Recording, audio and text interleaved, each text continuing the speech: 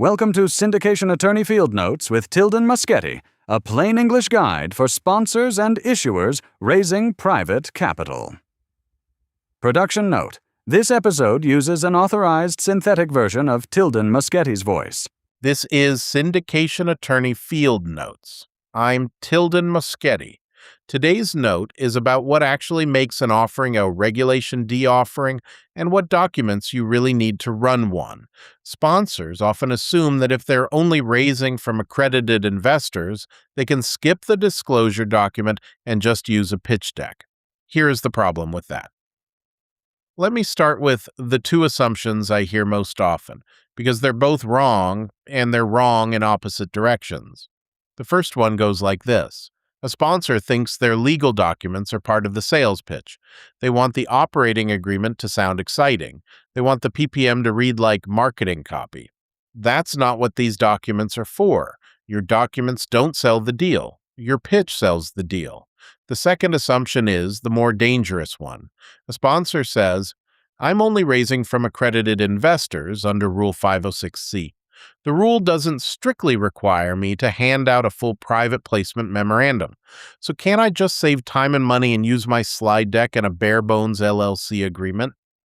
And the technical answer is yes. In some very narrow circumstances you can, but you're not going to like the problem it creates. So let's back up. What is Regulation D in plain English? Regulation D is a set of SEC rules that lets you raise private capital without registering a public offering. That's the whole point of it. A public offering, an IPO, is enormously expensive and slow. Regulation D gives you an exemption from all of that. It lets you raise money privately. In exchange, you have to follow the rules. Regulation D dictates two big things. It dictates how you're allowed to market the deal, and it dictates who you're allowed to take money from. That's where Rule 506B and Rule 506C come in. Under Rule 506B, you can't generally solicit. No advertising, no public marketing. You're relying on your existing relationships. And you can take a limited number of non-accredited investors, but if you do, you owe them specific disclosures. Under Rule 506C, you're allowed to advertise publicly. You can shout the deal from the rooftops, but in exchange, every single investor has to be accredited, and you have to take reasonable steps to verify that. Not just check a box, but actually verify. Then you file a Form D with the SEC. That's a short notice filing. It tells the government the offering exists. But here's the thing. The Form D is not the meat of the deal. The real meat is the disclosure, and that's what most sponsors miss. Let me put this on the whiteboard with a hypothetical. Imagine a sponsor putting together a $5 million debt fund, accredited investors only, and they come to me and they say, Tilden, I've got a 15-page slide deck. It's good. It explains the strategy. I've got a simple LLC agreement. That's everything I need, right?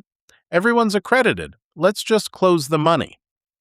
Now the technical rule. If every investor in that fund is accredited, the strict information delivery requirements you'd owe to non-accredited investors under Rule 506B don't apply the same way. So on paper, the sponsor has a point. There's no line in the rulebook that says you must hand an accredited investor a 100-page PP. So the question is fair.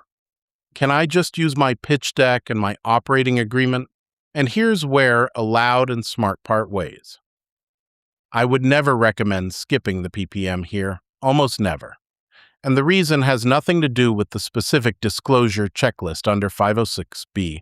The reason is the anti-fraud rules.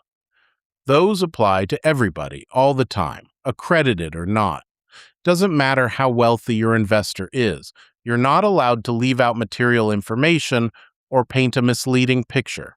That obligation never turns off. So think about what each document is actually doing. The pitch deck's job is to explain the upside. That's it. It's there to get someone excited, to explain the strategy, to make them want in. The deck sells. The private placement memorandum's job is the opposite. Its job is to disclose the downside, every risk, every conflict, every way this could go wrong the PPM discloses. And that disclosure is what builds your disclosure record. Now play the hypothetical forward. The $5 million debt fund has a rough year. Borrowers default. Distributions stop. An investor is unhappy, and the investor's lawyer starts asking questions. Or the SEC starts asking questions. What's the first thing they look for? They look for your disclosure record. They want to know, did the sponsor tell investors this risk existed? Did the sponsor disclose that borrowers could default? Did the sponsor disclose the conflicts? A 15-page slide deck built to make people excited is not going to protect you in that conversation.